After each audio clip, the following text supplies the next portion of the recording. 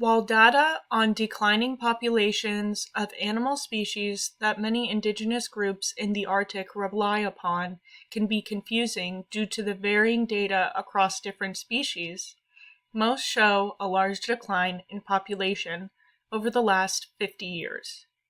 This is largely due to the fact that the increase of CO2 in the atmosphere, or as we more commonly know it, global warming, has changed the amount and pattern of vegetation that many of these species rely upon. With winters becoming increasingly warmer in the Arctic and precipitation also increasing, vegetation access has been and will be more difficult for these animals. These species must either adapt quickly to the vegetation changes and accessibility problems, or natural selection will take its course.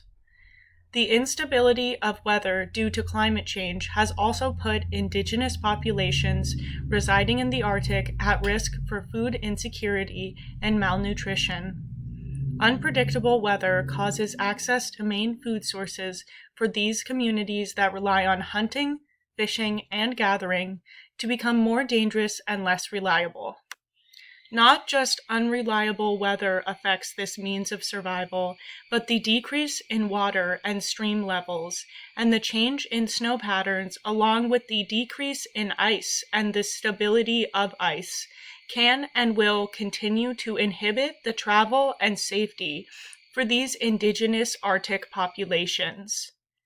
Unfortunately, like the animal populations they rely upon, these indigenous communities are forced to adapt very quickly to their warming climate, and with more limited resources and support, they are an extremely high-risk population.